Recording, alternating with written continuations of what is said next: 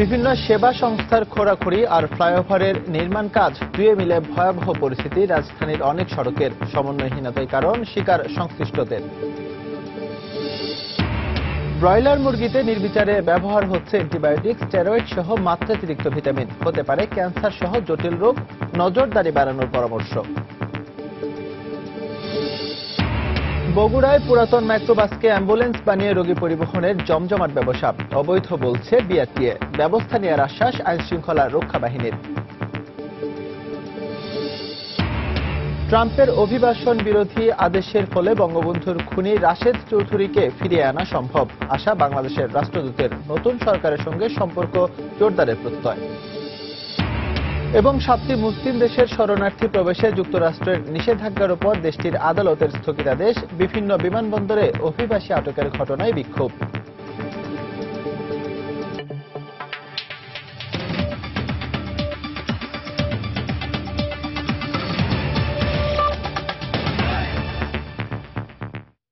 সময় সংবাদের সঙ্গে আছে আমি এস এম ইকবাল। সেবা সংস্থাগুলোর মাটির নিচের লাইনের কারণে রাজধানীতে রাস্তার উপর নেওয়া কোনো প্রকল্পই সময় মতো শেষ করা যায় না। তাই ফ্লাইওভার বা ইউলুপ তৈরিতে একদিকে যেমন মেয়াদ বাড়ে, তেমনি বাড়ে নির্মাণ ব্যয়। আর এসব কারণে নগরবাসীকে দুর্ভোগ পোহাতে হয় সারা বছরই।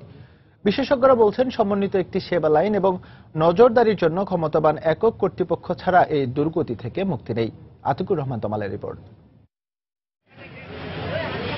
কোনো বড় গাড়ির ধাক্কায় নয়, রিকশা উল্টে গেছে পানির নিচে লুকিয়ে থাকা গর্তের কারণে। বৃদ্ধ সবজি ব্যবসায়ী শাহ আলমের রক্তারক্তি অবস্থা, তাকে স্থানীয় হাসপাতালে নিয়ে যাওয়া হয়। মগবাজার থেকে মৌচাকের দিকে যাবার রাস্তায় প্রতি ঘন্টায় এমন ঘটনা ঘটছে অন্তত একটি করে। এই এলাকায় ঘণ্টাখানেক দাঁড়ালে ইটের পাওয়া যায় এমন কথার সত্যতা। রাইতের বেলা বেশিরভাগ হয়, আলো থাকে না তো। বাম সাইডে মনে করেন গর্ত, ডাইন সাইডে গর্ত, এতটুকু জায়গা 4 ইঞ্চি নাই, কিভাবে মানুষ চলবো কোন? একে তো ফ্লাইওভারের কাজ, তার উপর যুক্ত হয়েছে সেবা সংস্থার খোঁড়াখুড়ি। দুই মিলে মগবাজার মৌচাক সড়ক যেন ভয়াবহ এক আতঙ্কের নাম। ঘন্টার পর ঘন্টা লেগে যেতেছে। মিরপুরের থেকে আসতে যতক্ষণ সময় না লাগে, থেকে 3 গুণ সময় এখানে লাগে। ওয়াসা একবার কাজ করে, টেলিফোনের লাইনের জন্য এক কাজ, মানে এক জিনিস বারবার খোঁড়া হয়। এক সাইডে কাজ হইতেছে, আরেক সাইডে ভাঙ্গাটা একটু পাথর ফতর দিয়ে ইটা বালি দিয়ে ঠিক করে দিল চলে, তাও করতেছে না। মেরুলবাড্ডায় রাস্তার এক পাশে ডেস্কো লাইন বসানো হচ্ছে। সেখানে অনেকদিন ধরেই হাতিঝিল সমন্বিত উন্নয়ন প্রকল্পের দ্বিতীয় ইউলুপটি তৈরির কাজ চলছে। তবে শুরুতেই মাটি খুঁড়তে গিয়ে বিধিবাম, ডেস্কো সহ বেশ কয়েকটি সেবা সংস্থার লাইন সরাতে হয়েছে মূল রাস্তার নিচ থেকে। তাই ধারণা করা যায়, বাড্ডার ইউলুপটির কাজ না চললে হয়তো ডেস্কোর নতুন লাইনটি রাস্তার মাঝখানে আগের জায়গাতেই বসত। মগবাজার মৌচাক ফ্লাইওভার ও বাড্ডার ইউলুপ দুটি ভিন্ন প্রকল্পের। দুই কর্তৃপক্ষই বলছেন কাজ শেষ হবে জুনের মধ্যে। তবে এমন কথায় ভরসা নেই সাধারণ মানুষের। এই ফ্লাইওভারের কাজ হচ্ছে 2014 সালে শেষ হওয়ার কথা, 2017 চলছে, 18 শেষ হবে কিনা তার কোনো ঠিক নেই। কেউ ফ্লাইওভার, ওভারপাস, অনেক ধরনের রাস্তা ভিত্তিক ব্যবহার প্রজেক্ট হবে, কিন্তু এদের মধ্যে সমন্বয়টা খুব দরকার। একটা স্বাধীন প্রতিষ্ঠান, পেশাদারী প্রতিষ্ঠান থাকতে হয় যথেষ্ট পরিমাণ জনশক্তি দিয়ে। সেবা সংস্থাগুলোর কাজে সমন্বয় রাখার কথা ঢাকা পরিবহন সমন্বয় কর্তৃপক্ষ বা ডিটিসি এর। সংস্থাটির বর্তমান কর্তা ব্যক্তিরা এসব বিষয়ে কথা বলতে চান না। তবে সমন্বয়হীনতার কারণে জনদুর্ভোগের কথা স্বীকার করেছেন গত মাসে দায়িত্ব ছেড়ে যাওয়া ডিটিসি এর সাবেক নির্বাহী পরিচালক। বিভিন্ন ডিপার্টমেন্টের ফোকাল পয়েন্টে আমরা একটা কমিটির মাধ্যমে আমরা আইডেন্টিফাই করছি কোথায় কি ধরনের ইউটিলিটিস আছে। এক একটা ধরনের আছে এবং অনেকের কিন্তু ইউটিলিটি লাইন কোথায় কি আছে অনেকে ভালো করে জানেও না। সড়ক বিশেষজ্ঞদের পরামর্শ, রাস্তার মাঝে ডিভাইডারের কাছে যেন কোনোভাবেই সেবা সংস্থার লাইন না বসে। বিশেষজ্ঞরা বলছেন, সেবা সংস্থাগুলো রাজধানীর ভেতর ইতিমধ্যেই অনেক ভুল করে ফেলেছে। তবে এমন ভুলের পুনরাবৃত্তি যেন না হয় নতুন গড়ে ওঠা পূর্বাচল বা উত্তরার মতো ছোট ছোট শহরগুলোতে। আর তা না হলে এমন দুর্ভোগের শেষ দেখবে না রাজধানীবাসী। আতিকুর রহমান তমাল, সময় সংবাদ, ঢাকা। ব্রয়লার মুরগির খামারগুলোতে বাচ্চা ফোটার পর থেকে বিক্রি পর্যন্ত বিভিন্ন পর্যায়ে প্রয়োগ করা হয় অ্যান্টিবায়োটিক, স্টেরয়েড সহ নানা রকম ওষুধ। স্বাস্থ্য বাড়াতে মুরগির খাবারও মেশানো হচ্ছে মাত্রাতিরিক্ত ভিটামিন। এর বেশিরভাগই খামারিরা ব্যবহার করছেন মাত্রা না বুঝে ও ডাক্তারের পরামর্শ ছাড়াই। এতে ভোক্তারা ক্যান্সার সহ নানা রোগে আক্রান্ত হতে পারেন বলে জানিয়েছেন চিকিৎসকরা। তাফসির বাবুর রিপোর্ট। গাজীপুরের এই খামারি মুরগি পালেন বেশ কয়েক বছর ধরেই। কয়েকটি খামারে মুরগি দেখাশোনার জন্য তার রয়েছে আলাদা লোকবল। এসব খামারে কারণে অকারণে প্রায় প্রতিদিনই দেয়া হয় নানা রকম ওষুধ। এছাড়া মুরগির ডিম কিংবা মাংস বাড়াতেও থাকে আলাদা ওষুধ ও ভিটামিন। প্রথমে 4 দিন পরেই একটা ভ্যাকসিন দেওয়া লাগে, 10 থেকে 12 দিনের ভিতরে একটা ভ্যাকসিন, আবার 20 থেকে 21 দিনের ভিতরে একটা ভ্যাকসিন। সুবিধাটা হইলো মুরগিটা তড়িৎ গতিতে বড় হয়, ওজন হয়। ডিমটা যথারীতি দিতেছে যেই পরিমাণ, এতে কমে গেলে আমরা বিভিন্ন মেডিসিন ইউজ করি। মুরগির খামারগুলোতে গেলেই দেখা মিলবে এরকম নানা রকম ওষুধের। মূলত মুরগি যেন খুব দ্রুত বৃদ্ধি পায় কিংবা মোটা তাজা হয় সেটা নিশ্চিত করতে এরকম ওষুধ কিংবা খাবার ব্যবহার করে থাকেন খামারিরা। আর এসব ওষুধ কিংবা অ্যান্টিবায়োটিক আসলে মুরগির জন্য কতটা উপকারী কিংবা স্বাস্থ্যের জন্য কতটা ক্ষতিকর সে বিষয়ে স্বচ্ছ কোনো ধারণা নেই তাদের। আর এসব ওষুধ তারা প্রয়োগ করছেন একরকম চিকিৎসকের পরামর্শ ছাড়াই। ভিটামিনের বিভিন্ন নাম আছে, আমি অনেক নাম জানিও না, ওর কাছে বললো এরা দেয়, আমরা খাওয়াই, মুরগি ওজন হয়। এটা কি ক্ষতি হইব না খাইলে হইব? তো ব্রয়লার মুরগি এটা তো ক্ষতি হইবই। আমরা অ্যান্টিবায়োটিক দেই, অর্থাৎ নিজেই আমরা বুঝতে পারি আর কি। এ তো গেল ওষুধ ও ভিটামিনের কথা। এর বাইরে মুরগির খাবারেও থাকে বিষাক্ত উপাদান। সাম্প্রতিককালে ঢাকা বিশ্ববিদ্যালয়ের রসায়ন বিভাগের এক পরীক্ষায় মুরগির খাবারে পাওয়া যায় ক্রোমিয়াম ও ক্যাডমিয়ামের মতো বিষাক্ত উপাদান। ল্যাবরেটরিতে সেই মুরগিকে সেই খাবারগুলো আমরা খাওয়াইছি বিভিন্ন মাত্রায়, এবং সেটা থেকে আমরা দেখেছি যে বিভিন্ন অংশে ক্রোমিয়াম জমা হচ্ছে, এবং এই ক্রোমিয়াম যখন আমাদের বডিতে আসে তাহলে এটা ক্ষতিকর অনেক ধরনের রোগ সৃষ্টি করে। মূলত রাজধানী সহ সারা দেশে নাগরিকরা যেসব মুরগির মাংস খাচ্ছেন তার বেশিরভাগটাই নেওয়া হয় ব্রয়লার মুরগি থেকে। কিন্তু চিকিৎসকরা বলছেন মুরগিতে যদি ইচ্ছে মতো ওষুধ ও ভিটামিন প্রয়োগ করা হতে থাকে তাহলে তা ভয়াবহ স্বাস্থ্য ঝুঁকির কারণ হয়ে দাঁড়াবে নাগরিকদের। পোল্ট্রি ফার্মে সেই ওষুধগুলো যেমন সিপ্রোফ্লক্সাসিন এগুলো যদি আমরা ব্যবহার করি অপ্রয়োজনীয়ভাবে সেক্ষেত্রে কিন্তু লাং ক্যান্সার, ইন্টেস্টাইনাল ক্যান্সার, স্টোমাকের ক্যান্সার, ব্লাডার ক্যান্সার এগুলো হতে পারে। যদি অপ্রয়োজনীয় অ্যান্টিবায়োটিক ইউজ করা হয় সেক্ষেত্রে ওই ড্রাগটা মানুষের কিন্তু কাজ করবে না। এক্ষেত্রে ওষুধের যথেচ্ছ ব্যবহার নিয়ন্ত্রণে নজরদারি বাড়ানোর পরামর্শ তার। এটাকে যারা তদারকি করে সংস্থা আছে তাদেরকে আরো অ্যাক্টিভ হওয়া দরকার। সারা দেশে প্রতিদিন মুরগির মাংসের চাহিদা 30 লাখ কেজিরও বেশি। এর মধ্যে প্রায় 20 লাখ কেজি মাংস আসে পোল্ট্রি মুরগি থেকে। তাফসির বাবু, সময় সংবাদ, ঢাকা। নির্বাচন কমিশন পুনর্গঠনে রাষ্ট্রপতির সঙ্গে সংলাপে বসে 31 রাজনৈতিক দলের কাছে 5টি করে নাম চেয়েছে সার্চ কমিটি। মঙ্গলবারের মধ্যে নাম দেওয়ার জন্য বলা হয়েছে। সার্চ কমিটির প্রথম বৈঠক শেষে গতকাল দুপুরে একথা জানান মন্ত্রিপরিষদ সচিব মোহাম্মদ শফিউল আলম। এছাড়া আগামীকাল 12 জন বিশিষ্ট নাগরিকের সঙ্গে মতবিনিময় করবে বলেও বৈঠকে সিদ্ধান্ত হয়। শনিবার বেলা 11টায় বৈঠক শুরুর বেশ কিছু আগে থেকেই সুপ্রিম কোর্টের জাজেস লাউঞ্জে একে একে আসতে শুরু করেন সার্চ কমিটির সদস্যরা। এছাড়াও বৈঠকে যোগ দেন মন্ত্রিপরিষদ সচিব শফিউল আলম। প্রায় পৌনে 2 ঘন্টা বৈঠক শেষে সাংবাদিকদের সঙ্গে কথা বলেন মন্ত্রিপরিষদ সচিব। তিনি জানান আগামী 31 জানুয়ারি সকাল 11টার মধ্যে মন্ত্রিপরিষদের প্রশাসন ও বিধি শাখার অতিরিক্ত সচিবের কাছে রাষ্ট্রপতির সঙ্গে সংলাপে অংশ নেওয়া রাজনৈতিক দলগুলো থেকে নামের তালিকা নেওয়ার সিদ্ধান্ত হয়েছে বৈঠকে। মহামান্য রাষ্ট্রপতির কাছে যে সকল দল সংলাপে অংশগ্রহণ করেছিল 31টি দলের প্রত্যেকের কাছে অনুরোধ থাকবে 5টি করে নাম মন্ত্রিপরিষদ বিভাগের অতিরিক্ত সচিব, প্রশাসন ও বিধি ওনার কাছে পৌঁছানোর জন্য আগামী 31শে জানুয়ারি বেলা 11টার মধ্যে। আগামী 30 জানুয়ারি বিকেলে বিভিন্ন অঙ্গনের 12 জন বিশিষ্ট নাগরিকের সঙ্গে কমিটি বৈঠক করবেন বলেও জানান তিনি। আগামী সোমবার বেলা 4টায় জাজেস লাউঞ্জে, সুপ্রিম কোর্টের জাজেস লাউঞ্জে বিশিষ্ট নাগরিকদের কিছু প্রতিনিধিদের সাথে কমিটি মিটিং করবে। প্রধান নির্বাচন কমিশনার সহ অন্যান্য কমিশনারদের নাম প্রস্তাব করে 10 কর্মদিবসের মধ্যে রাষ্ট্রপতির কাছে প্রতিবেদন জমা দিবেন সার্চ কমিটি। রাশেদ লিমন, সময় সংবাদ, ঢাকা। ইউনেস্কো ঘোষিত বিশ্ব ঐতিহ্যের স্থান থেকে অন্তত 65 কিলোমিটার দূরে হওয়ার পাশাপাশি অত্যাধুনিক প্রযুক্তি ব্যবহার করায় রামপাল বিদ্যুৎ কেন্দ্র সুন্দরবনের কোনো ক্ষতি করবে না বলে আবারও জানিয়েছেন প্রধানমন্ত্রী শেখ হাসিনা। তিনি রামপাল বিদ্যুৎ কেন্দ্রের বিরোধিতাকারীদের সুন্দরবনে গিয়ে প্রকৃত অবস্থা যাচাইয়েরও আহ্বান জানিয়েছেন। গতকাল সকালে চট্টগ্রামে ইঞ্জিনিয়ার্স ইনস্টিটিউট বাংলাদেশ আইইবির 57তম জাতীয় কনভেনশনের উদ্বোধনী অনুষ্ঠানে বক্তব্য রাখেন তিনি। অনুষ্ঠানে প্রধানমন্ত্রী দেশে পরিকল্পিতভাবে জমি ব্যবহার করতে প্রকৌশলীদের প্রতি আহ্বান জানান। প্রকৌশলী প্রকৌশলীদের শীর্ষ সংগঠন ইঞ্জিনিয়ার্স ইনস্টিটিউশন অব বাংলাদেশের ঐতিহ্য হিসেবে রাজধানী ঢাকা এবং বন্দরনগরী চট্টগ্রামে পালা করে আয়োজন করা হয় কনভেনশনের। পূর্ব ঘোষিত 57তম কনভেনশনের ভেন্যু ছিল চট্টগ্রাম। আর রীতি অনুযায়ী কনভেনশনের উদ্বোধন করেন প্রধানমন্ত্রী শেখ হাসিনা। প্রধানমন্ত্রীর বক্তৃতায় বিশাল অংশ জুড়ে ছিল দেশের চাহিদা অনুযায়ী বিদ্যুৎ উৎপাদন বাড়ানোর গৃহীত ব্যবস্থা সম্পর্কে। আর এর মধ্যে রামপাল বিদ্যুৎ কেন্দ্র প্রসঙ্গ ছিল। রামপাল বিদ্যুৎ কেন্দ্র রামপালে হচ্ছে, এটা কিন্তু সুন্দরবনে হচ্ছে না। যেখানে রামপাল বিদ্যুৎ কেন্দ্র হচ্ছে এটা হচ্ছে ওই ওয়ার্ল্ড হেরিটেজ স্থান থেকে 65 কিলোমিটার দূরে এটা অবস্থান করছে, যেটা ওখানে কোনো ক্ষতি হবার কোনো সম্ভাবনাই নাই। দেশে জমির পরিমাণ কম হয়, জমি ব্যবহারের ক্ষেত্রে আরো বেশি সাশ্রয়ী হওয়ার জন্য প্রধানমন্ত্রী প্রকৌশলীদের প্রতি আহ্বান জানান।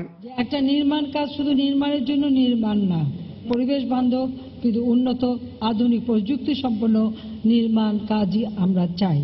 কাজে আপনারা সেইভাবেই সকল পরিকল্পনা নেবেন।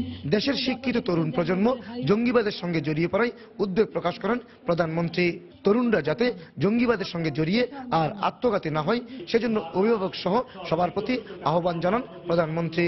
সকল শ্রেণী পেশার মানুষকে আমরা আজকে ঐক্যবদ্ধ করেছি এই জঙ্গিবাদ সন্ত্রাসের বিরুদ্ধে সোচ্চার থাকা এবং আমাদের ছেলেমেয়েরা যেন এই আত্মঘাতী পথে পা না বাড়ায় সে ব্যাপারে সকলে সহযোগিতা করবেন। দক্ষতার সাথে দায়িত্ব পালনে বিশেষ কৃতিত্বের জন্য এবার অধ্যাপক ডক্টর এম হাবিবুর রহমান এবং প্রকৌশলী মেজর জেনারেল আবু সাইদ মোহাম্মদ মাসুদকে স্বর্ণ পদক দেওয়া হয়। প্রধানমন্ত্রী তাদের হাতে পদক তুলে দেন। প্রকৌশলীদের এই সমাবেশে পদ্মা সেতু নির্মাণ, কর্ণফুলী নদীতে দেশে টানেলের নির্মাণ সহ বেশ কিছু গুরুত্বপূর্ণ প্রকল্পের কথা বলেছেন প্রধানমন্ত্রী এবং এই প্রকল্পগুলি বাস্তবায়নে তিনি প্রকৌশলীদের সহযোগিতা চান। কমল দে, সময় সংবাদ, চট্টগ্রাম। সময় সংবাদ আরো থাকছে। নতুন করে 11টি পণ্যে পাটের বস্তা ব্যবহার বাধ্যতামূলক করার সিদ্ধান্তকে স্বাগত জানালেন ব্যবসায়ীরা। পণ্যের গুণগত মান রক্ষায় মানসম্মত বস্তা তৈরির দাবি। মার্কিন প্রেসিডেন্ট ডোনাল্ড ট্রাম্পের 7টি দেশের মুসলিম অভিবাসীদের যুক্তরাষ্ট্রে প্রবেশে নিষেধাজ্ঞা জারির পর নিউ ইয়র্কের ব্রুকলিনের একটি আদালত তা স্থগিত করে আদেশ দিয়েছেন। শনিবার ওই আদেশে বলা হয়, এ বিষয়ে রুলের নিষ্পত্তি না হওয়া পর্যন্ত ওই দেশগুলোর অভিবাসীর যুক্তরাষ্ট্রে প্রবেশে কোনো বাধা থাকবে না। এর আগে প্রেসিডেন্ট ট্রাম্পের নির্বাহী আদেশের বিরুদ্ধে একটি মামলা দায়ের করেন আমেরিকান সিভিল লিবার্টিজ ইউনিয়ন। আদালত এ স্থগিতাদেশের মাধ্যমে অভিবাসীদের নিজ নিজ দেশে ফেরত পাঠানোর উদ্দেশ্যে আটক করার উপরও নিষেধাজ্ঞা জারি হলো। শুক্রবার ট্রাম্পের নির্বাহী আদেশের পর যুক্তরাষ্ট্রের বিভিন্ন অঙ্গরাজ্যে শুরু হওয়া বিক্ষোভের মধ্যেই আদালতের এই নির্দেশ পাওয়া গেল।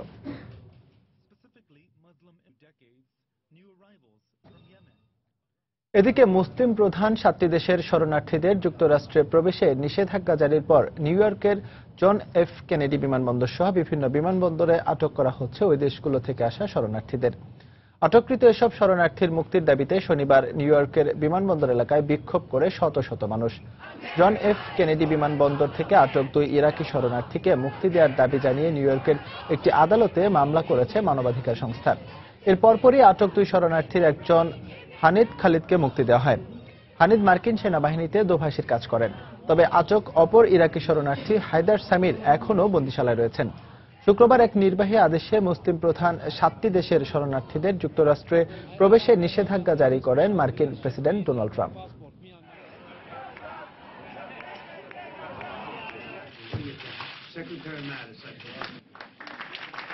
নিউ ইয়র্কের জন এফ কেনেডি বিমানবন্দর থেকে সবশেষ পরিস্থিতি জানিয়েছেন আমাদের যুক্তরাষ্ট্র প্রতিনিধি শিহাবুদ্দিন কিসলো।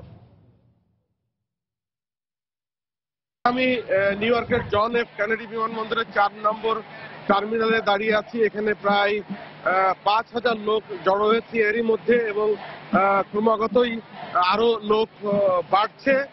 আজকে বিকেল থেকে এই বিক্ষোভ শুরু হয়েছে।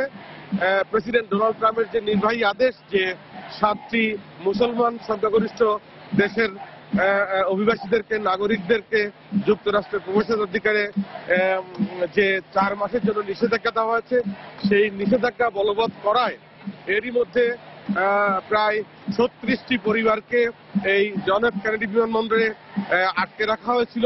এখান থেকে প্রায় 25টি পরিবারকে এরই মধ্যে ছাড়িয়ে নিতে পেরেছেন, কিন্তু এখনো 11টি পরিবার ভিতরে আটকা রয়েছে বলে আমরা জানতে পেরেছি। এছাড়া আমরা যেটি জেনেছি যে ইরানের একটি বিমান অন্য একটি টার্মিনালে আটকে রাখা হয়েছে এবং সেই বিমান থেকে কাউকে এখনো নামতে দেওয়া হচ্ছে না। এখানে স্লোগানে তারা একটি কথাই বলছে যে বর্ণবাদকে বিতরণ করে অভিবাসীদেরকে এই দেশে আসতে দাও, এবং বলছে এটাই গণতন্ত্র যে আমরা অধিকারের জন্য, আমাদের নাগরিক অধিকারের জন্য আমরা এখানে আন্দোলন করছি। এই ছিল সর্বশেষ আমার কাছে নিউ ইয়র্কের জেএফকে বিমানবন্দরের অবস্থা।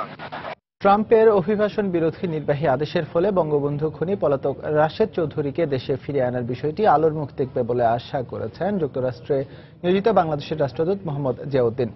সময় সংবাদকে দেওয়া সাক্ষাৎকারে একথা জানান তিনি। ট্রাম্প প্রশাসনের সঙ্গে বাংলাদেশের সম্পর্ক আরো জোরদার হবে বলেও মনে করেন জিয়াউদ্দিন। যুক্তরাষ্ট্র প্রতিনিধি শাহাবুদ্দিন কিস্তুর তথ্য ও ছবি নিয়ে ডেস্ক রিপোর্ট। যুক্তরাষ্ট্রের প্রেসিডেন্ট হিসেবে ট্রাম্পের দায়িত্ব গ্রহণের পর বিভিন্ন বিষয়ে তার অবস্থান নিয়ে বিশ্ব যখন উদ্বিগ্ন, তখন ঢাকা ওয়াশিংটন দ্বিপক্ষীয় সম্পর্ক নিয়ে আশার বাণী শোনালেন দেশটিতে বাংলাদেশের রাষ্ট্রদূত মোহাম্মদ জিয়াউদ্দিন। যুক্তরাষ্ট্র বরাবরই বাংলাদেশের পাশে ছিল উল্লেখ করে ট্রাম্পের শাসনামলে দ্বিপক্ষীয় সহযোগিতার পরিসর আরো বাড়বে বলে আশা প্রকাশ করেন তিনি।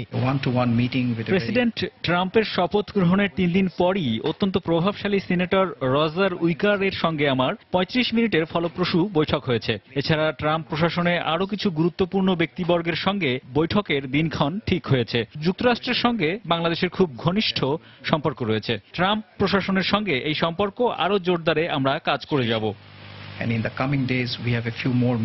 ট্রাম্পের অভিবাসন বিরোধী নির্বাহী আদেশের পর এখন বঙ্গবন্ধু শেখ মুজিবুর রহমানের খুনি পলাতক রাশেদ চৌধুরীকে দেশে ফিরিয়ে আনার চেষ্টা আরো জোরদার করার কথা জানান রাষ্ট্রদূত। ট্রাম্প প্রশাসনের সঙ্গে আলোচনায় আমরা বেশ কিছু বিষয়কে গুরুত্বের সঙ্গে নিয়েছি। যুক্তরাষ্ট্রে বাংলাদেশি পণ্যের শুল্কমুক্ত প্রবেশাধিকার, নারীর ক্ষমতায়ন এবং বিশেষ করে বঙ্গবন্ধুর খুনি পলাতক রাশেদ চৌধুরীকে দেশে ফিরিয়ে নেওয়াকে আমরা সর্বোচ্চ গুরুত্ব দিচ্ছি। বাংলাদেশে ফেরত নিয়ে তার বিচার নিশ্চিত করতে আমাদের সর্বাত্মক প্রচেষ্টা অব্যাহত থাকবে।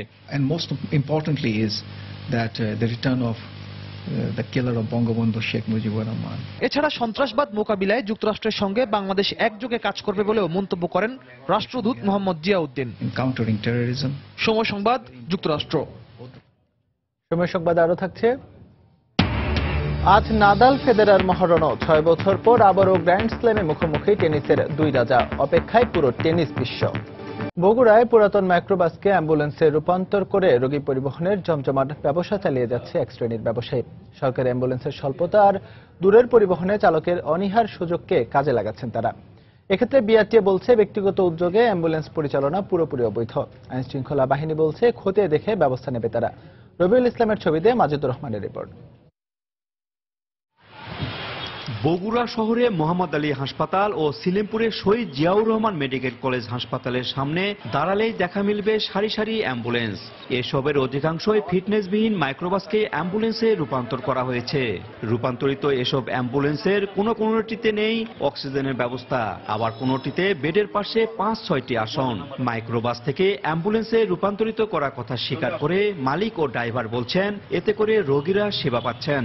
গাড়ির তো ম্যাক্সিমাম কাগজপাতি ফেল, সব গাড়ির মাইক্রো ভাড়াটা কম হওয়ার পর আমরা অ্যাম্বুলেন্স বানাইছি, আর বৈধভাবে আমরা বিআরটি থেকে আপনার অ্যাম্বুলেন্স নাম্বার নেওয়া হয়েছে। এখন একটা অ্যাম্বুলেন্স আছে, আবার একটা আমার বন্ধু প্রতিষ্ঠান আছে, তার সেই প্রতিষ্ঠানের নামই অ্যাম্বুলেন্সটা চলতেছে। রোগীর স্বজনদের অভিযোগ সরকারি অ্যাম্বুলেন্স সহজেই পাওয়া যায় না। রোগী নিয়ে চলে যাবো সিরাজগঞ্জ, তো সরকারি পাচ্ছি না, সরকারি অ্যাম্বুলেন্স তারা দিতে চাচ্ছে না, বলতেছে যে না শহরের বাইরে যাবো না, তারপরে বিভিন্ন টাকা বেশি চাচ্ছে। এখানে বাইরে একটা অ্যাম্বুলেন্স ভাড়া করে আমার পরিচিত সেই রোগীকে ঢাকায় পাঠাই।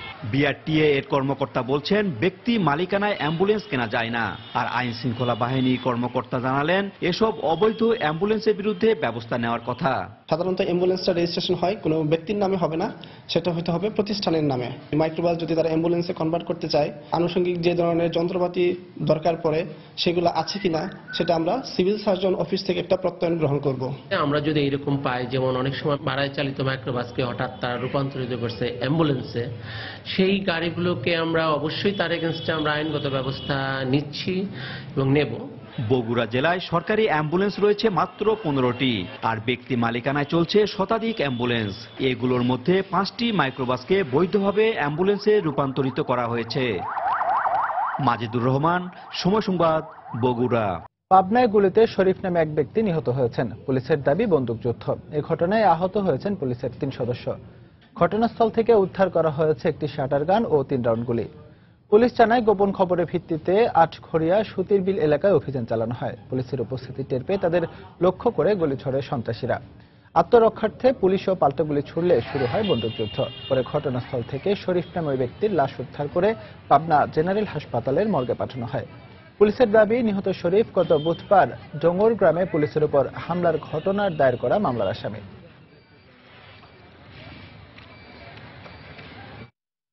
লক্ষ্মীপুরে বাড়িতে ঢুকে এক ইউপি সদস্যকে কুপিয়ে ও গুলি করে হত্যা করেছে ডাকাতরা। গত রাত 2টার দিকে সদর উপজেলার আন্দারমানিক এলাকায় ঘটনা ঘটে। পুলিশ ও নিহতের স্বজনরা জানান, রাতে স্থানীয় ইউপি সদস্য শফিউল্লাহ সাবর বাড়িতে ঢুকে 8 থেকে 10 জনের একদল ডাকাত। তারা অস্ত্রের মুখে বাড়ির সদস্যদের জিম্মি করে স্বর্ণালংকার ও নগদ টাকা পয়সা লুট করে। এতে বাধা দিতে গেলে শফিউল্লাহ সাবুকে কুপিয়ে ও গুলি করে হত্যার পর পালিয়ে যায় ডাকাতরা। খবর পেয়ে সকালে ঘটনাস্থল থেকে লাশ উদ্ধার করে লক্ষ্মীপুর সদর হাসপাতালের মর্গে পাঠায় পুলিশ।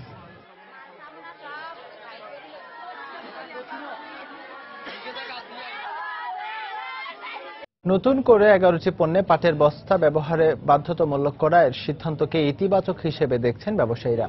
তবে কিছু পণ্যের গুণগত মান রক্ষায় মানসম্মত বস্তা তৈরির দাবি তাদের। প্রজ্ঞাপন অনুযায়ী আইন বাস্তবায়ন হলে অভ্যন্তরীণভাবে পাটের ব্যবহার প্রায় 15% বাড়বে বলে জানিয়েছেন বস্ত্র ও পাট মন্ত্রণালয়। কাজল আব্দুল্লাহ রিপোর্ট। দর্শক, রিপোর্টটিতে আমরা পড়ে আসছি, রাজধানীর ওসমানী স্মৃতি মিলনায়তনে জাতীয় প্রাথমিক শিক্ষা সপ্তাহ 2017 এর উদ্বোধনী অনুষ্ঠানে বক্তব্য রাখছেন প্রধানমন্ত্রী শেখ হাসিনা। বিটিভির সৌজন্যে আমরা এখন সরাসরি চলে যাচ্ছি সেখানে। প্রাথমিক শিক্ষা পদক 2017 প্রাপ্তদের আমার আন্তরিক অভিনন্দন। আজকের দিনে আমি গভীর শ্রদ্ধার সাথে স্মরণ করছি সর্বকালের সর্বশ্রেষ্ঠ বাঙালি জাতির পিতা বঙ্গবন্ধু শেখ মুজিবুর রহমানকে, যার নেতৃত্বে আমরা স্বাধীনতা অর্জন করেছি, স্বাধীন জাতি হিসেবে মর্যাদা পেয়েছি, একটি রাষ্ট্র পেয়েছি। আমি শ্রদ্ধা জানাই জাতীয় 4 নেতার প্রতি, 30 লক্ষ শহীদ ও 2 লক্ষ মা বোনের প্রতি, যাদের মহান আত্মত্যাগের মধ্য দিয়ে আমাদের স্বাধীনতা। আমাদের দেশ স্বাধীন দেশ। আমরা স্বাধীন দেশকে গড়ে তুলতে চাই উন্নত সমৃদ্ধ দেশ হিসেবে। আর সেই দেশ গড়তে গেলে বা ক্ষুধামুক্ত দারিদ্র্যমুক্ত দেশ গড়তে গেলে শিক্ষাই হচ্ছে মূল হাতিয়ার। আর এই শিক্ষা, তার ভিত্তিটা যত বেশি মজবুত হবে, শক্ত হবে, শক্তিশালী হবে, ততই আমাদের শিক্ষার মান উন্নত হবে। আর শিক্ষার মধ্য দিয়েই আমরা এই জাতিকে গড়ে তুলতে পারবো, আন্তর্জাতিক পর্যায়ে মর্যাদার আসনে অধিষ্ঠিত করতে পারবো। এবারে শিক্ষা সপ্তাহের প্রতিপাদ্য, শিক্ষার আলো জ্বালবো, ডিজিটাল বাংলাদেশ গড়ব। আমি মনে করি অত্যন্ত সময়োপযোগী এই প্রতিপাদ্য বিষয়, কারণ বিশ্ব এগিয়ে যাচ্ছে বিজ্ঞান প্রযুক্তি নিয়ে। কাজে প্রযুক্তি শিক্ষা এটা একান্তভাবে অপরিহার্য। কাজে শিক্ষা শুধুমাত্র ধারাবাহিকভাবে শুধু শিক্ষা শিখলেই হবে না, আধুনিক জগতের সাথে, বিশ্বের সাথে বিজ্ঞান প্রযুক্তির যে উদ্ভাবন হচ্ছে তার সাথে তাল মিলিয়ে আমাদের শিশুরাও শিক্ষা গ্রহণ করবে। কাজে বাংলাদেশকে আজ ডিজিটাল বাংলাদেশ হিসেবে আমরা গড়ে তুলছি, সাথে সাথে আমরা এটাও চাচ্ছি যে আমাদের সর্বস্তরের শিক্ষায় এই প্রযুক্তি ব্যবহার হোক। কারণ আমরা সবসময় এটাই বিশ্বাস করি যে আজকের যারা শিশু, তারাই তো একদিন বড় হবে, এদেশের ভবিষ্যৎ তাদের হাতেই থাকবে। এদেশকে আমাদের এই শিশুরা, আজকের শিশুরাই তো আগামী দিনে পরিচালিত করবে। কাজেই তাদেরকে যুগোপযোগী শিক্ষা দিয়ে আমরা মানুষের মতো মানুষ করে গড়ে তুলতে চাই, যেন এই দেশ সঠিক পথে এগিয়ে যায় মুক্তিযুদ্ধের চেতনা নিয়ে। সেটাই আমাদের লক্ষ্য। জাতির পিতা স্বাধীনতার পরপরই যখন এই যুদ্ধ বিধ্বস্ত দেশের দায়িত্বভার হাতে নিয়েছিলেন, তখন বাংলাদেশের অবস্থা কি ছিল? মূলত পাকিস্তানের একটা প্রদেশ ছিল বাংলাদেশ, শোষিত, বঞ্চিত, নির্যাতিত, নিপীড়িত একটি ভূখণ্ড। তার উপর যুদ্ধের ধ্বংসস্তূপ। এই ধ্বংসস্তূপের উপর দাঁড়িয়েই তিনি যাত্রা শুরু করেছিলেন। কিন্তু সে সময়ও তিনিও এটা বিশ্বাস করতেন এবং তার কাছ থেকে আমরা শিক্ষা পেয়েছি যে শিক্ষার মজবুত ভিত্তিটা তৈরি করা একান্তভাবে অপরিহার্য। তাই 1972 সালে তিনি আমাদের যে সংবিধান উপহার দিয়েছিলেন সেই সংবিধানে তিনি আমাদের প্রাথমিক শিক্ষাকে বাধ্যতামূলক এবং অবৈতনিক করে দিয়েছিলেন এবং সেই সময় সমস্ত শিক্ষা প্রতিষ্ঠানগুলি হানাদার পাকিস্তানি বাহিনীর আক্রমণে তারা এই দেশকে জ্বালিয়ে পুড়িয়ে ছারখার করেছিল। সেই বিধ্বস্ত অবস্থায় প্রতিটি স্কুল মেরামত করা থেকে শুরু করে আবার পুনরায় চালু করার ব্যবস্থা যেমন করেন এবং এটাকে জাতীয়করণ করেন। 36,165টি প্রাথমিক বিদ্যালয় তিনি সে সময় জাতীয়করণ করেন, যেখানে 1,57,724 জন শিক্ষক সরকারি চাকুরির মর্যাদা পায়। আমাদের দুর্ভাগ্য হলো যে শিক্ষার ক্ষেত্রে তিনি যে পদক্ষেপ নিয়েছেন এবং ডক্টর কুদরতি খোদা আমাদের একজন বিশিষ্ট বিজ্ঞানী, তার নেতৃত্বে তিনি একটি শিক্ষা কমিশন গঠন করেন একটি শিক্ষা নীতিমালা প্রস্তুত করবার জন্য। সেই নীতিমালা তিনি জাতির পিতার হাতে হস্তান্তর করেছিলেন, কিন্তু দুর্ভাগ্য সেটার বাস্তবায়ন তিনি করে যেতে পারেন নাই, কারণ 15ই আগস্ট আপনারা জানেন যে জাতির পিতাকে সপরিবারে নির্মমভাবে হত্যা করা হয়। আর যদিও আমি আমার ছোট বোন বিদেশে ছিলাম দেখে বেঁচে যাই, কিন্তু আমাদের পরিবারের কোনো সদস্যই জীবিত ছিল না। সেই সাথে বহু মানুষ তারা হত্যা করেছিল ওই দিন। এই হত্যার পর আমরা যেটা দেখি যে আমাদের দেশের রাষ্ট্রীয় ক্ষমতাটা চলে যায় এমন মানুষদের হাতে যারা মূলত স্বাধীন বাংলাদেশেই বিশ্বাস করতো না, যারা ওই পাকিস্তানি হানাদার বাহিনীর দোসর ছিল, যারা মুক্তিযুদ্ধের বিরোধিতা করেছে, যারা যুদ্ধাপরাধী ছিল, তাদের হাতেই রাষ্ট্রীয় ক্ষমতা চলে যায়, যার ফলে যে অগ্রযাত্রা জাতিপিতা শুরু করেছিলেন সেটা স্থবির হয়ে যায়।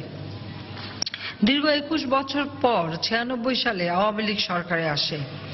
আমরা সরকারে এসেই যেটা লক্ষ্য করলাম যে একটি স্বাধীন দেশে আমাদের সাক্ষরতার হার হচ্ছে মাত্র 45%। এটা কিভাবে হয়? বিশ্ব এগিয়ে যাচ্ছে কিন্তু বাংলাদেশ পিছিয়ে আছে। আমরা তখন একটা কর্মসূচি নিই, সেটা ছিল নিরক্ষরতা মুক্ত বাংলাদেশ গড়ে তোলা, এবং এই কর্মসূচির আওতায় সমগ্র বাংলাদেশে মানুষকে সাক্ষরতা দান করা, অর্থাৎ 45 বছর বয়স পর্যন্ত প্রতিটি মানুষ যেন অন্তত অক্ষর জ্ঞান অর্জন করতে পারে, সেভাবে আমরা উদ্যোগ নিই এবং একটি জেলাকে আমরা নিরক্ষরতা মুক্ত জেলা হিসেবে ঘোষণার কর্মসূচি বাস্তবায়ন করতে শুরু করি। আমাদের গৃহীত পদক্ষেপের ফলে আমাদের সাক্ষরতার হার 65% উপরে বেড়ে যায়। মাত্র 2 বছরের মধ্যেই আমরা যে অগ্রগতি দেখাতে সক্ষম হই, তার ফলে ইউনেস্কো বাংলাদেশকে পুরস্কার দেয় 98 সালে। আর পুরস্কারপ্রাপ্ত অর্থ দিয়ে আমরা বৃত্তি দেওয়া শুরু করি, যাতে করে আমাদের ছেলেমেয়েরা আরো ভালোভাবে শিক্ষা গ্রহণ করতে পারে। এবং আমাদের এই গৃহীত পদক্ষেপের ফলে আমরা যেটা অর্জন করেছিলাম, আমাদের দুর্ভাগ্য যে 2001 সাল 96 থেকে 2001 সালে 5 বছর ক্ষমতায় ছিলাম। 2001-এ আমরা ক্ষমতায় আসতে পারিনি, তখন জামাত বিএনপি ক্ষমতায় আসে। এরপর 7 বছর চলে যায়। 7 বছর পরে 2008-এ নির্বাচনে জয়ী হয়ে যখন আমরা 2009-এর 5 জানুয়ারি আমরা সরকার গঠন করি, 6 জানুয়ারি আমরা সরকার গঠন করেছিলাম, তখন সরকার এসে আমরা যেটা দেখলাম যে একটা ভয়াবহ অবস্থা। কোথায় 65% ছিল সেটা 44% নেমে গেছে। এটা আমাদের জন্য ছিল অত্যন্ত দুর্ভাগ্যজনক, কারণ আমরা সমগ্র বাংলাদেশ সার্ভে করেছিলাম। সেখানে কত স্কুল প্রয়োজন, কোথায় কত দূর, কিছু কিছু এলাকা আছে আমাদের দুর্গম এলাকা, নদী নালা খাল বিলের জায়গা, পাহাড়ি অঞ্চল, তাছাড়া হাওড় বাওড় অঞ্চল। কাজে অঞ্চলের ভৌগোলিক অবস্থানটা বিবেচনা করে কোথায় কতটা স্কুল হবে, বিশেষ করে প্রাথমিক বিদ্যালয়গুলি যেখানে ছোট্ট ছোট্ট শিশুরা তারা স্কুলে যায়, সেইভাবেই কিন্তু আমরা সারা বাংলাদেশে স্কুল গড়ে তোলা এবং স্কুলগুলি মেরামত করা, যেখানে কো এডুকেশন, সেখানে মেয়েদের জন্য আলাদা টয়লেটের ব্যবস্থা থেকে শুরু করে সকল রকম সুযোগ সুবিধার কার্যক্রম আমরা বাস্তবায়নের কাজ শুরু করেছিলাম। কিন্তু এই 7 বছরে সেই সব কাজ কোনো কিছুই হয়নি। ফলে আমরা 2009-এ সরকার গঠন করে দেখি যে আমাদের সাক্ষরতার হার কমে 44% নেমে গেছে। সাধারণত মানুষ তো সামনের দিকে এগিয়ে যায়, কিন্তু একটা দেশ এভাবে পিছিয়ে পড়ে, এটা সত্যি খুব দুর্ভাগ্যজনক। এটা শুধু শিক্ষার ক্ষেত্রে না, শিক্ষা, বিদ্যুৎ উৎপাদন থেকে শুরু করে খাদ্য উৎপাদন শুরু করে প্রতিটি ক্ষেত্রে যে অগ্রযাত্রা হয়েছিল সব কিছুতেই কিন্তু বাংলাদেশ তখন পিছিয়ে যায়। যাই হোক, আবার আমরা সরকার গঠন করার পর আমরা পূর্ণ উদ্যমে কাজ শুরু করি এবং যার ফলে আজকে আমাদের সাক্ষরতার হার বৃদ্ধি পেয়েছে প্রায় ৭১ ভাগে। কিন্তু আমাদের লক্ষ্য হচ্ছে যে আমরা এই দেশে কোনো মানুষ নিরক্ষর থাকবে না। প্রতিটি মানুষের স্বাক্ষর জ্ঞান তো হবেই এবং প্রতিটি শিশু স্কুলে যাবে, পড়াশোনা করবে। আর শিক্ষা ক্ষেত্রে আমরা বাজেটে যে টাকা দেই এটাকে আমরা কখনো ব্যয় হিসেবে মনে করি না, আমি মনে করি এটা হচ্ছে একটা বিনিয়োগ করা। কারণ বিনিয়োগের মাধ্যমে আমরা আমাদের দেশের ভবিষ্যৎ বংশধরদেরকে গড়ে তুলছি। আমাদের গৃহীত পদক্ষেপে এবারেও আমরা ইউনেস্কো কর্তৃক, আপনারা জানেন যে শান্তিবৃক্ষ আমরা পুরস্কার পেয়েছি এই সাক্ষরতার ব্যাপারে আমরা যে অগ্রগতি লাভ করতে পেরেছি। আমরা একটা যুগোপযোগী শিক্ষা নীতিমালা প্রণয়ন করেছি এবং যে শিক্ষা নীতিমালায় আমরা যেমন ধর্মীয় শিক্ষাকেও আমরা বাধ্যতামূলক করেছি। সব ধরনের শিক্ষাই মানুষকে নিতে হবে, গ্রহণ করতে হবে এবং সব ধর্মের সম্পর্কে সকলেরই জ্ঞান থাকা প্রয়োজন বলে আমি মনে করি। আমরা যার যার ধর্ম সেসব পালন করব, কিন্তু বাকি সব আমাদের জানতে হবে, জ্ঞান অর্জন করতে হবে, সেটাই সব থেকে বেশি প্রয়োজন এবং সেটাই হচ্ছে বাস্তবসম্মত। আমরা ২০০০ সাল থেকে মাধ্যমিক পর্যন্ত ছাত্রছাত্রীদের বিনামূল্যে বই বিতরণ করে যাচ্ছি এবং আমরা প্রাথমিক শিক্ষাও শুরু করেছি। কাজে আমরা যেমন এবার ২০১৭ সালের ১লা জানুয়ারি, এই ১লা জানুয়ারি আমরা সেই প্রাথমিক থেকে মাধ্যমিক পর্যন্ত ৩৬,২১,৮২,২৪৫ খানা বই বিনামূল্যে বিতরণ করেছি। এখানে আমি বলবো যে অভিভাবকদের এখন আর বিনা পয়সায় বই কিনতে হয় না, আর প্রতি বছর ছাত্রছাত্রীরা নতুন বই পাচ্ছে। কিন্তু আমাদের দেশে একসময় অবস্থা ছিল যে নতুন বই না, আগের ক্লাসের ছাত্রছাত্রীদের কাছ থেকে পুরোনো বই নিয়ে সে পুরোনো বই পড়তে হতো। কিন্তু খুব স্বাভাবিকভাবে আমি মনে করেছি একটা নতুন ক্লাস উঠবো, নতুন বই হাতে নেব, একটু পুরো নতুন বই, ঝকঝকে বইগুলি, বইয়ের একটা আলাদা ঘ্রাণ থাকে, বইকে একটু মডার্ন লাগানো, নাম লেখা, কত কাজ থাকে, কাজে সেটা যাতে ভালোভাবে করতে পারে এবং পড়াশোনার প্রতি যেন আরো আকর্ষণ বাড়ে সেদিকে লক্ষ্য রেখে এই ব্যবস্থা আমরা নিয়েছি। যাতে আমরা ২০০৯ সরকার গঠন করার পর থেকে ২০১০ সাল থেকে যে বই বিতরণ আমরা শুরু করছি, গত ৮ বছরে এ পর্যন্ত ২২৫,৪১,১১২৮ খানা বই আমরা বিতরণ করেছি। একই সাথে আমরা আরেকটা পদক্ষেপ নিয়েছি, যারা দৃষ্টি প্রতিবন্ধী তাদের জন্য ব্রেইল বইও আমরা দিতে শুরু করেছি, সেটাও আমরা এখন প্রস্তুত করে দিচ্ছি।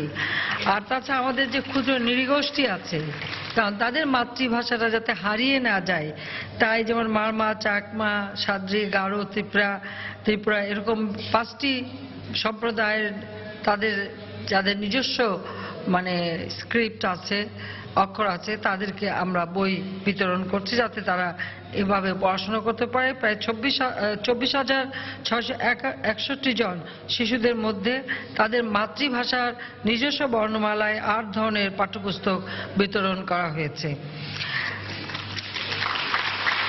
আমি অন্তত এটুকু বলতে পারি যে আমরা যে এত বই বিনামূল্যে দিচ্ছি, পৃথিবীর বোধহয় কোনো দেশ এই দৃষ্টান্ত দেখাতে পারবে না।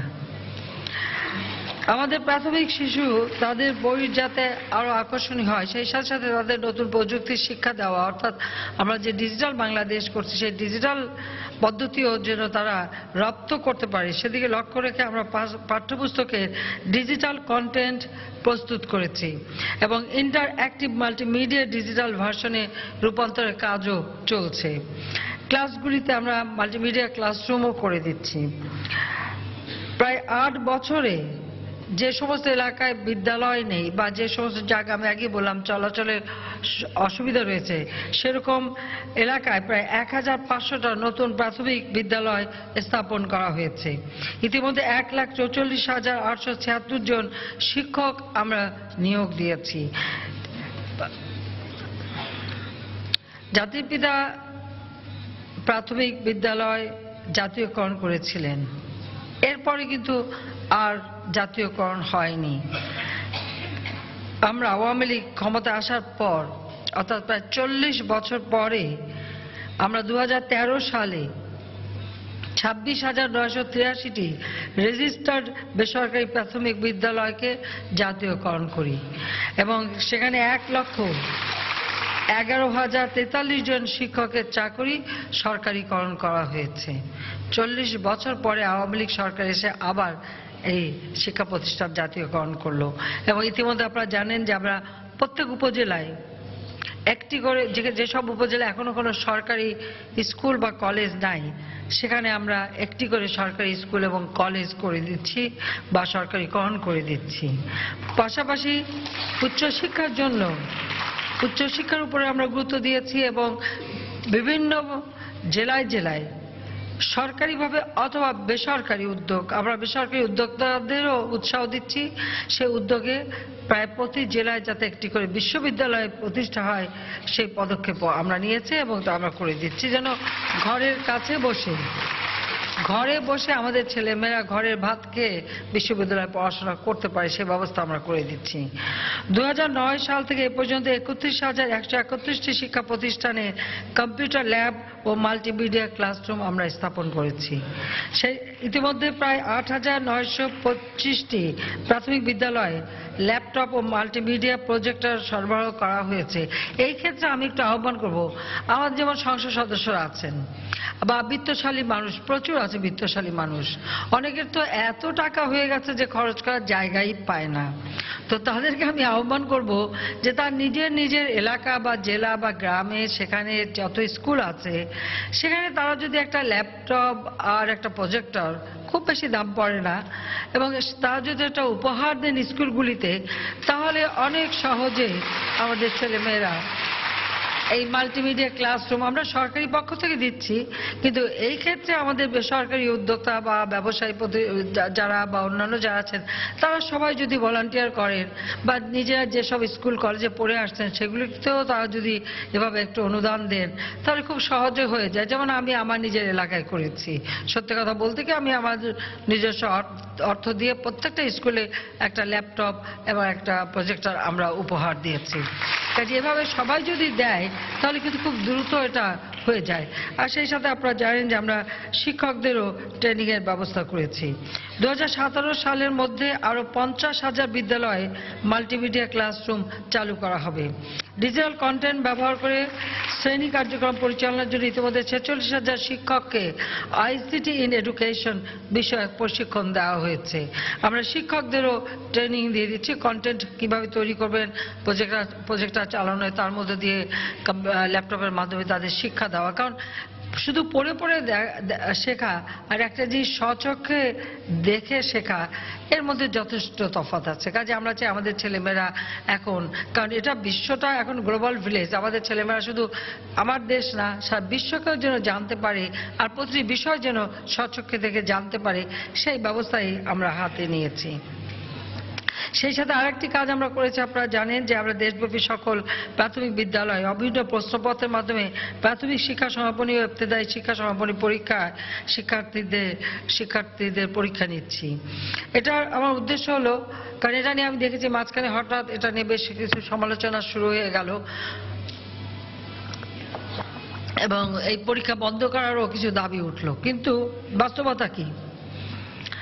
ক্লাস 5-এ এবং ক্লাস 8-এ বৃত্তি দেওয়া হয় পরীক্ষা নিয়ে। আসলে আগে বৃত্তি দেওয়া হতো কিভাবে? স্কুল থেকে, প্রত্যেক স্কুল থেকে কয়েকজন ছেলে মেয়েকে বাছা হতো, 10 জন 15 জন ছেলে মেয়েকে বাছা হলো ক্লাস থেকে, তাদেরকে অনবরত শিক্ষকরা শিক্ষা দিচ্ছেন যেন বৃত্তি পরীক্ষায় তারা ভালো রেজাল্ট করে বৃত্তি আনতে পারে। আর এই যে বেঁচে যে কয়েকজনকে নেওয়া হলো তাদের পড়াশোনার উপরে যতটা বেশি মনোযোগী হচ্ছে, বাকি যারা থেকে যাচ্ছেন তারা কিন্তু লেখাপড়াটা ওভাবে হচ্ছে না, তারা একটা অবহেলার শিকার হচ্ছে। সেই ক্ষেত্রেই আমি চিন্তা করলাম যেভাবে না সবাই পরীক্ষা দেবে, সেখান থেকে যারা মেধাবী দরিদ্র যে নিয়ম নীতিমতো বৃত্তি দেওয়া হয় ওইভাবে বৃত্তি দেওয়া হবে। আর এই পরীক্ষা দেওয়ার পর যখন এই ছাত্রছাত্রীরা একটা সার্টিফিকেট হাতে পায়, অর্থাৎ স্কুলে যাওয়ার পর 10 বছর অপেক্ষা করতে হবে, কিন্তু তার মাঝে যদি এরকম যেমন ক্লাস 5 একটা সার্টিফিকেট পাওয়া, এই সার্টিফিকেটটা হাতে নিয়ে একটা ছবি তুলে টানিয়ে রাখলেও তো কত ভালো লাগবে, তাই না? আর তাছাড়া নিজের একটা কনফিডেন্স বাড়বে, কারণ ওই 10 বছর পরে যখন আমরা ম্যাট্রিক পরীক্ষা দিতে গেছি, এখন যেমন এসএসসি পরীক্ষা বলা হয়, তখন তো ওই পরীক্ষা দিতে গেলে একটু নার্ভাস লাগে, পেটের মধ্যে একটু গুড়গুড় করে, মনে ভয় ভয় জাগে, বাবা মা অনেক দোয়া কালাম পড়ে টড়ে দেন, আবার যাই খাতা লিখতে গেলে প্রথম একটু ভয়, কারণ এক স্কুল থেকে অন্য স্কুলে পরীক্ষা দিতে হয়।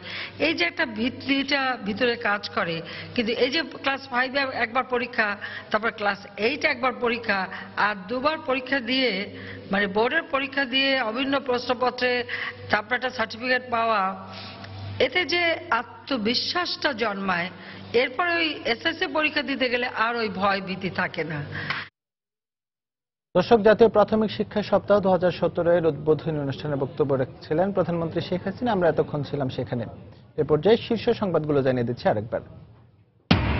যুগোপযোগী প্রাথমিক শিক্ষা দিয়ে বর্তমান প্রজন্মকে এগিয়ে নেওয়ার আহ্বান প্রধানমন্ত্রীর। জাতীয় প্রাথমিক শিক্ষা সপ্তাহের উদ্বোধন।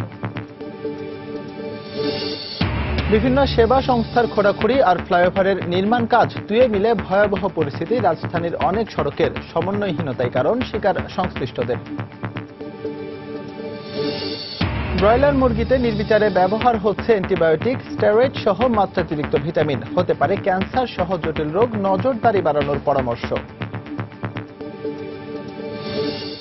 ট্রাম্পের অভিবাসন বিরোধী আদেশের ফলে বঙ্গবন্ধুর খুনি রাশেদ চৌধুরীকে ফিরিয়ে আনা সম্ভব, আশা বাংলাদেশের রাষ্ট্রদূতের। নতুন সরকারের সঙ্গে সম্পর্ক জোরদারের প্রত্যয়। এবং 7টি মুসলিম দেশের শরণার্থী প্রবেশে যুক্তরাষ্ট্রের নিষেধাজ্ঞার উপর দেশটির আদালতের স্থগিতাদেশ। বিভিন্ন বিমানবন্দরে অভিবাসী আটকের ঘটনায় বিক্ষোভ। এই ছিল এখনকার মতো। যে কোনো খবর পেতে ভিজিট করুন সময়নিউজ.টিভি। যে কোনো বাংলা লিংক রবি নম্বর থেকে সময় সংবাদের খবর সম্পর্কে জানতে এবং যে কোনো তথ্য সময় সংবাদকে জানাতে ডায়াল করুন 16242 নম্বরে। এছাড়া এইমাত্র পাওয়া খবর আপনার মোবাইল ফোনে পেতে SMS করুন *BN লিখে পাঠিয়ে দিন 16242 নম্বরে। সঙ্গে থাকুন সময়।